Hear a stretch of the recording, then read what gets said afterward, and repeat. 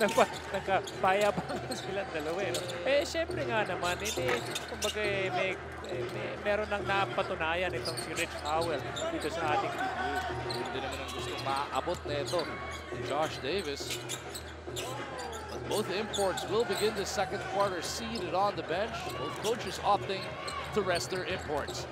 Anthony is with David, who did not go through with that cut. Sama sina Jai Reyes, John Ferriols, and Jared Dillinger. Katapat ngayon sina Kelly Williams, Willie Miller, Kevin Alas, Jay Washington, and Elmer Espiritu. Alas picking up speed. Bothered by the help defense of Dillinger. David over at the other end. Lilipad kontra kay Alas. A good defense there by Kevin. He did not foul Gary off the transition play. Another steal. Dillinger making things happen on that defensive end. And now Jai Reyes will look to settle down the Bolts.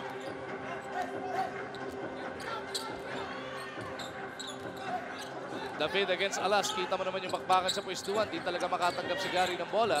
Dillinger will attack. Tatlo kumuyog. Inabot ng foul.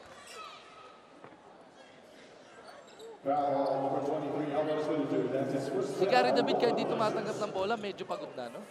Grabe yung bakbakan nila ni Kevin Alas kanina pa. Well, si Kevin, nakita mo naman, you see the attitude of Kevin Alas, the way he sprinted back. He committed a turnover.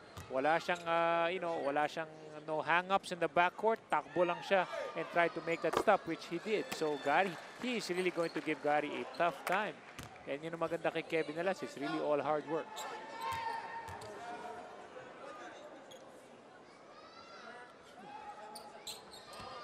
Dillinger misses. Espiritu snatches away that rebound, but it is Meralco now up by 8. Largest lead of the game was at 9. Alas to Espiritu, lines up a long one. Elmer couldn't send it home. Dillinger rebound. Look at that talking Texas defending Gary David, which gave Dillinger the opportunity to take it all the way to the cup. You know, sometimes you just have to create for your teammate. You have to be unselfish in that way. Pero kita mo yung strength ng Meralco, boss, lalong-lalo na nung wala si Jared Dillinger in the past 2 games. Although they were winning, this is something that is the strength of Meralco because we've seen this a lot of times in the All-Filipino Cup. For more exclusive content para sa mga behind-the-scenes updates at pre- and post-game analysis, log on na po tayo sa www.sports5.ph. Mapapanood nyo rin ang bawat PBA game on live streaming. Don't miss a second of your PBA. Log on to sports5.ph. 10 na po ang abante ng Meralco Bolts after those 2 free throws by JD. Kevin Alas naman pinawasan agad yan ng 2 puntos. Dillinger na naman. Fouled once again. Pangatlo na to para dito kay Espiritu. Grabe to si Jared Dillinger. Kakabalik pa lang niya from either sick bay or injury list. Pero kita mo how aggressive he was always attack the defender. The good thing about Jared Dillinger, he's 6'5". You know that he has an upper body strength, very athletic. He's got a good jumper. So kay Comm yung dumidepensa sa kanya, you will really have to really outwork him to stop him. He's also got that killer crossover in the arsenal, Eric. And he loves, I always see him do that stop and make a turnaround shot. Gusto niya, he's been very effective in those things. Ako sabi mo, he loves facial hair. Espiritu, iikot niya. Jason Castro, nagbalik na. Jai Reyes trying to keep in front of the blur. All task. Ferriol switches out. Now Castro wants to use his speed. Tatapigan pa ng bola doon. Gary on the move. Di maka-stop it pa. Pasa ni Espiritu yung gusto niya magawin doon. Jai Reyes gets it over to Ferriols. 15-foot jumper is good. Simpleng-simple lang yung ginagawa ng Meralco. Really trying to outwork Talking Tex early. Make a stop and be very fluid at that offensive end. Patuloy na lumalaki ang abante ng Meralco Bolts. 11 puntos na po yan. Na pinawasan ng 3 ni Jason Castro. 3-point shot natin sa atin ng PLDT Home Telpad. Landline plus Home DSL plus tap.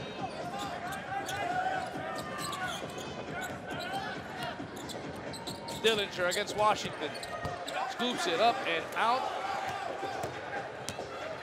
Castro on the attack, gets it to Espiritu.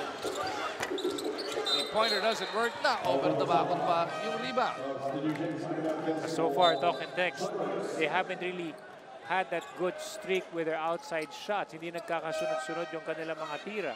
So far, nakakuha ng advantage ng Meralco. That's why they can easily run.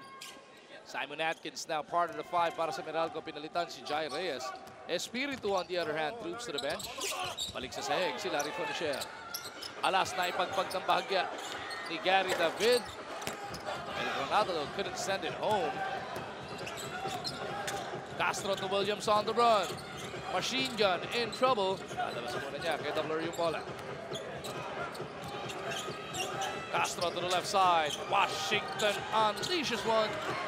Dillinger fouled by Alas in midair as they battled for that rebound. Yeah, nagiging problema ng Tokatex. They just can't hit their outside shot. So far, we've seen Espiritu, even Jay Wash in this left corner. Wala sila makuha from the outside. Tatlo na personal foul ni Kevin Alas. As Lakay Danny ay mapaglit ka ng Lakay kanina. Ito, Lakay Danny Ildefonso now part of the 5 para sa Meralco. Pinalitan si Carrion. Sa kabila naman, si Ganuelas Rosser nagbalik para dito kay Alas. Ildefonso trying to go to Atkins. There's a foul on the catch. Meralco's really hitting low or looking at that backdoor play. Kanina nagkaroon ng turnover between Sean Anthony and I believe that was Gary David. Ngayon naman, Danny Ai hitting the point guard coming off that down screen. Yun ang nasisilip ba nilang butas sa depensa ng Tok? Normally kasi pag that back screen or that back cut is really very dangerous. But good stop there by Jason Castro. Castro surveys the floor. Gets it to Washington. Ayaw na magpakawala ng tres. Babalik kay Castro. Bola for the penetration. Foul whistled on Atkins. Specialty of the house. When he gets tagged, he will really put it up really quick. But going back to your question, Magu, so far, nakikita ng Meralco Bulls that itong Tokentex goes hard pressure on the wing. That's why it's really vulnerable for the backdoor plays. Both imports set to check back in. It's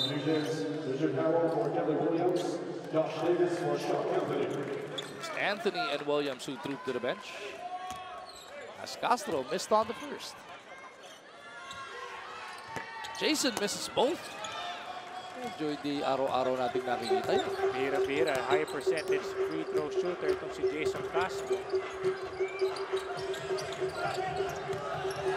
Ildefonso tatanggap mula kay Atkins.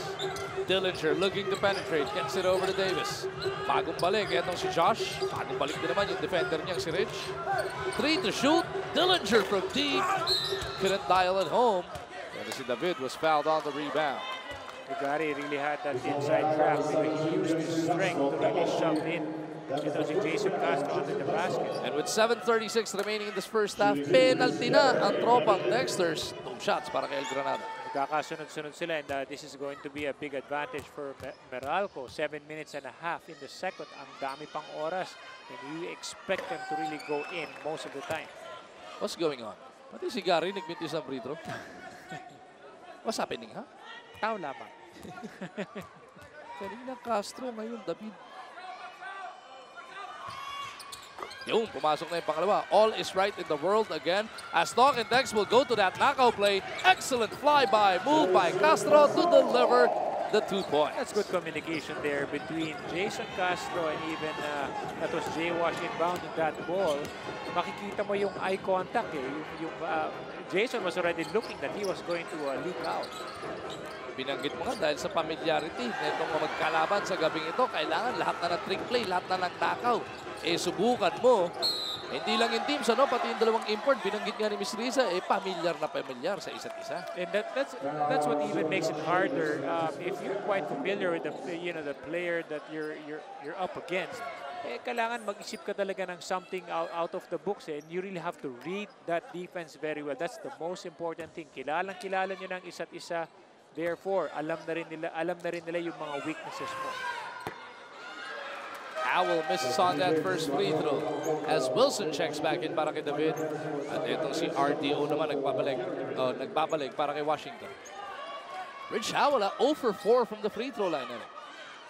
Well, this is something that is yun nga, could be like a questionable thing on his game. Yung kanyang free throw shooting, malaking bagay yan because he will definitely get fouled a lot. Over 5 na para dito kay Howell. As Meralco is up by 7 points. Wilson looking for Davis. Howell trying to beat him to the rock. Davis will attack, puts his head down. Cortez. Oh, no, looks it underneath to Lakay. Great pass. Ildefonso delivers on the reverse. You will just get amazed on how fast, Mike can really see the floor so well. Lakay was wide open underneath. Howell over to Castro. Wilson on him. Now it's Ildefonso switching out. Rosser Bebuelo. The floater off the glass. Napakataas. Pasok yan para kay Matt. But you really expect a lot of those shots nowadays kasi ang lalaki ng mga defenders sa ilalim. 7-point ball game. Meralco looking to add to their lead. Cortez gets it back from Ildefonso. Pulls up after that fake pass. Ildefonso, offensive rebound, and it's Wilson with a sexy 3, and he buries it from deep. Less than 6 minutes of basketball, money ball na naman tayo. 10-point ball game, Meralco 40, Talking Tex 30. Coach Jong Wichigo during that last time out, giving out some instructions of how to go through the Meralco picks. Because there's a lot of miscommunication sa pagdepensa ng Talking Tex sa offense ng Meralco Bulls. Yung mga parang scissors play nila, yung nagkakaroon ng problema. So yun ang ating abangan dito sa ating laro. Davis using that crossover, too strong. On the finish, RDO saves it. Ganuelas nakita si Castro. Howell down the middle. But Castro was trying to locate Ganuelas on the left. Foul whistled on Dillinger. I was looking at the free throw stats binigay sa atin ni kasamang Roy Lopez. And 11 of 17 na ang Meralco, samantalang ang Talking Tex ay 0 for 7. Aray. You would wonder why Talking Tex konti lang yung kanilang mga free throws. They're taking a lot of shots from the outside at panaka-naka lang yung mga inside game or inside attempts nila. Howell wants to change that fact as we send it back over to Miss Riza. Bagu, Cliff Hodge is back after scoring all 7 of his points ng first quarter. Sa ganda nga nang ipinapakita niya, aakalain mo ba na may back spasms pa yan? Pinagbawalan na sana nung PT nila maglaro, but he refuses to rest. Alam mo yung ganyang effort, appreciated na kanyang mga kakampi ng kanyang coach. At to think na birthday pa niya kahapon, itong pinakamagandang regalo. Coach Norman Black, kapag tinanong mo kung sino pinakapaborito niyang player, ang sagot niya sa iyo si Cliff Hodge. Bagu? Thank you, Miss Riza. Cliff Hodge naman, hindi na nawala ng sakit sa katawan. Kahit yung first 2 games di ba? Under the weather din ito nga. Si Cliffhanger, kung tawagin niya. Ibang klase rin yung nilalaro niya against Barangay Ginebra. I remember against Greg Zilla. Sinupalpal niya coming from the weak side, harapan. And hindi ko talaga mapaniwalaan yun because Greg's like, 7 feet. And you have a guy like Cliff Hodge who's just a hard worker. And kaya nga sinasabi ni Riza, paborito ni Coach Norman because pareho sila ng klase naglaro. They both just simply work hard in the game. Ildefonso back to the bench. Hugnatan ang binalik dito ni Coach Norman. Howell continues to struggle from that free throw line. He's like a 30. Let me just make sure of that stat. He's like 36. In his mid-30s in percentage in terms of his free throw shooting. So really going to be a liability on the free throw line. Finally, nakapasok siya na isa. He's 1 of 8 on the evening as Cortez rattles out that 3-ball. Sa rebound play, ayun na naman yung paborito ni Coach Norman. Hodge is fouled, trying to put it back up. Masakit talaga. Grabe yung lakas ng pangato ni Cliff Hodge. So there's a lot of things that Talking Tex would really have to work on. They have to try to go more to the basket. Kukunti lang yung mga free throws na na-award sa kanila because most of their attempts are coming from the outside. Kung mas lakad na likod mo, ganyan ka pa makakalaro, di bali lang sumagot na sumagot yan. Ako na hindi ako makarating dito sa pwesto natin. Hirap maglakad. Ayun na nga eh. So ibang klase yung the mental preparation by Cliff Hodge in the game. You're injured, your back is really hurting you. I saw him in the sidelines, nagsa-stretching kanina. Pero kita mo naman, still all-out effort. 9 points na in the game para kay Cliff Hodge. Lampas kota na yan, ha? Average neto ni Hodge, 7 points a game lang so far in this tournament. Coming up on 4 minutes remaining in the first half. De Ocampo to Castro, fakes off Wilson. Castro in the lane using that hop step. Davis para sa rebound. Pang-siyam na yan ha, para dito kay Josh Davis. Talking about rebounds. Harvey Carey now tasked to try and put a stop to Davis. First time on the floor para kay Harv. Davis gustong sukatin. Etong si Carey. Sinalubong pa ni Howell. Naipasa kay Hugnatan yun. It's a nice break. Nabitawan ni Josh Davis yung bola. And yet, napagsak na lang doon kay Reynel Hugnatan doon sa gitna. Nabitawan. Sorry. Assist na rin. Pwede na rin. Assist ba yun, Roy? Assist? Recovery lang yun.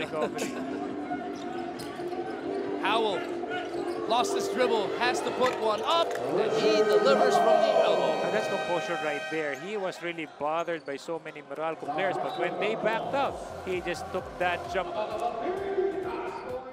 I'm lost in all of this talk about familiarity with these two teams. These are sister teams. Imports used to be teammates back in NC State. Players very familiar with each other. How about the coaches? Coach Norman Black and Coach Jong Awichigo. Yun na nga, Coach Norman was with Toketex for a long time. So I'm sure he's also quite familiar with how itong Meralco and even Toketex play. So kabisado, magkasama pa sila ni Coach Jong Awichigo when Coach Norman was in Toketex. Pati si Coach Jong galing naman dito sa Meralco. Oh yes, tama. Magkasama rin pala sila. Yeah, nandyan din pala si Coach Jong. So again, familiarity. So kung sa sistema lang, magkakaalaman talaga sila. Both gentlemen, of course, part of the coaching staff of a previous edition of Gilas Pilipinas. As Hugnatan comes up with that push shot, he's got 4. You know, again, he's just so undersized, but versatility is really the key. You know, the key in his game. He can really post up and even hit that jumper from the outside. Castro gets it over to De Ocampo. Man averaging near a double-double. Castro once again gets it back to RDO. Three-pointer on the way. No good. 2-minute warning na ng ating first half dito sa loob ng Big Dog. Cortez on the attack. Looking for Davis on the trail. Jason Castro exploding into the front court. Oh, sabay preno. What body control displayed by the Blur. You know, he saw that Cliff Hodge was really sprinting down and helping out on defense to stop him. Pero yun nga lang, misdirection yung kanyang ginawa. Sabay preno and layup na lang. 10 points in the game para dito kay Castro. Baba sa 7 inahabol ng tropang Texters. Hugnatan gustong atrasan itong si RDO. Reynel spinning into the lane. Now spinning to the baseline. Traveling ang Pedro.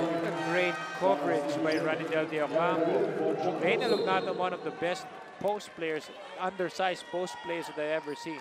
But itong si RDO just stayed with him at basang-basa na nga kung anong gusto ni Reynel gawin sa ilalim. David back in the game para kay Wilson. Gary stuck at 5 points. Leech-like defense na pinapakita sa kanya ng tropang Texters dito as Davis comes up with a steal.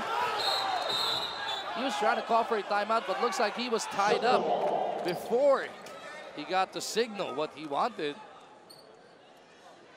Jump ball to. Problema dito ng Toketex Magoy sila their execution. Hindi sila makakuha ng fluid offense off their sets.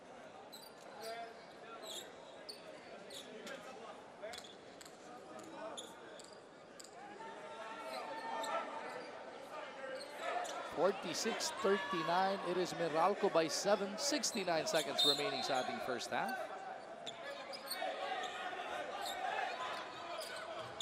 Davis taps it over papunta kay Cortez.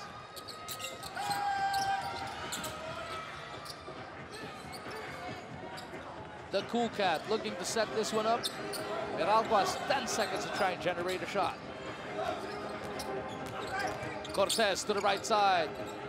Hugnatan from Hodge. That's a rebound play. Borado si RDO. Good box out there by RDO. Second personal foul by Josh Davis. That'll be the 15th foul then para sa Meralco. So with 47.4 seconds remaining in the first half, both teams now are in the bonus.